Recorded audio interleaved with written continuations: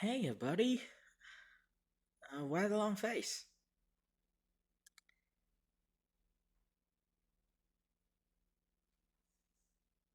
Didn't you finally, get that thing out there? Shouldn't you be happy?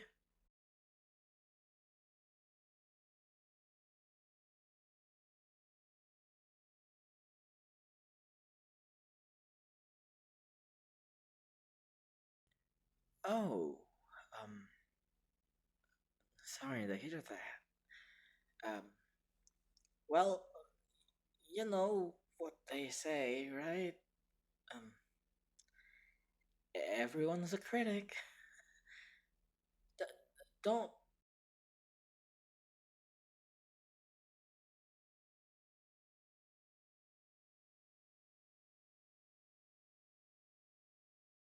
don't think about it too much? Just keep your head down and work on the next one, right?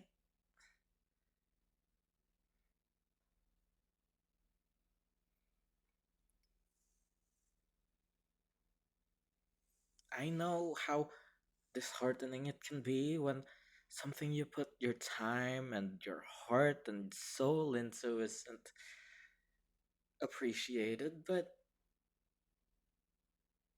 that's just how it goes sometimes.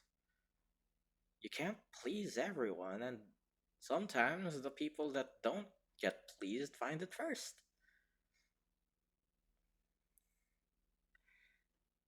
One day it'll find the audience it was meant for? Until that day comes, though, you gotta keep working on the next one. You can't let this be a wall that stops you from running the race.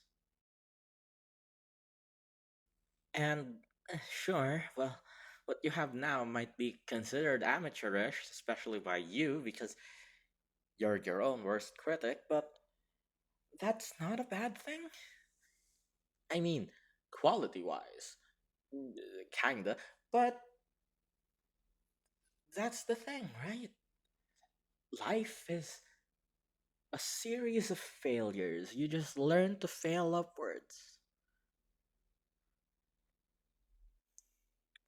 Do you think the Beatles got famous on their first go?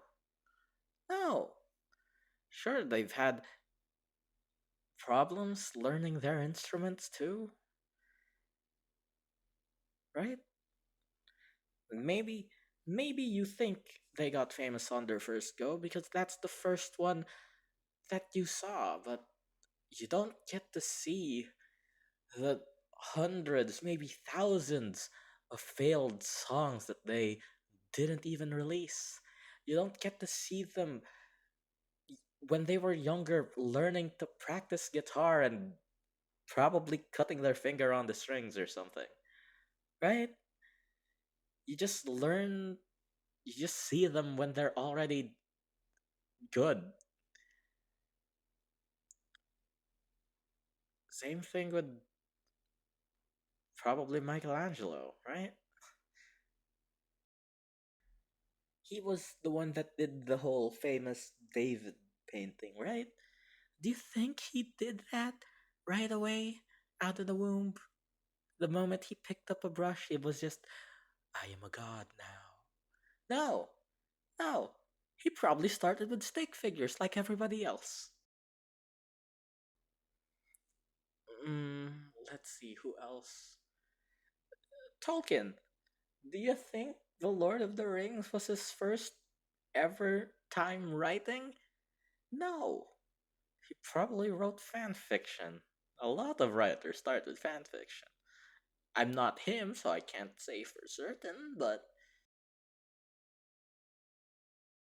I mean, surely even Tolkien has had flops too that you just don't know about because no one advertises their flops.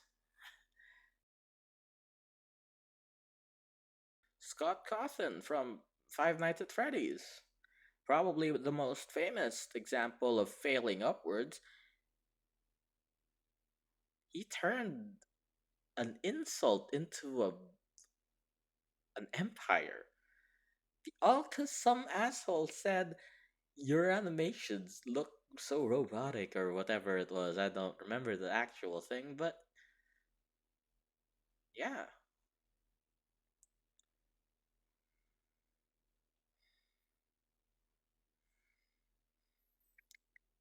you shouldn't let a single failure stop you and extinguish your fire, you know? Success isn't built on one big moment, it's built on hundreds, thousands, millions of attempts of hard work over and over, falling on your face until you get bruises. But you keep getting back up, you keep running that race, and eventually you'll get to the finish line. And failure shouldn't be the opposite. Failure should be the same. One failure should not extinguish your passion, your desire for achieving your dreams.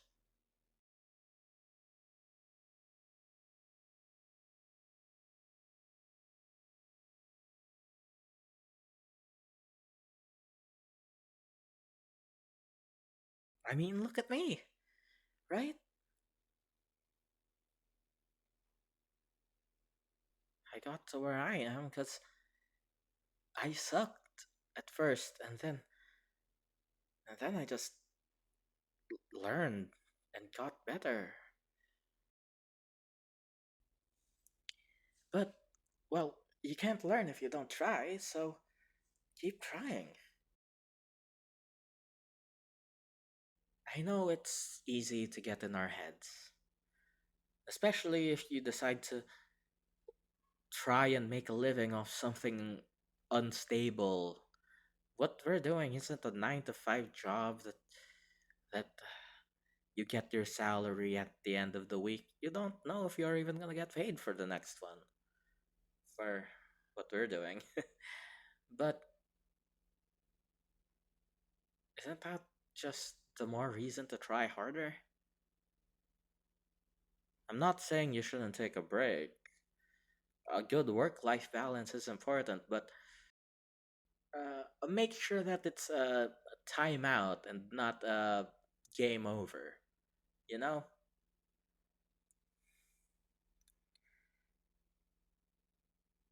And hey, um, if it gets too much for you, when the pressure is getting to you and you feel yourself not enjoying this anymore, there's no shame in just getting a job, being stable in some other way, and learning to love this again.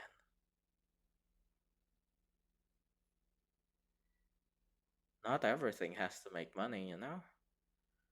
Sometimes you just gotta do it because you love to do it. And if that's what you need to be able to love it again, then who am I to stop you?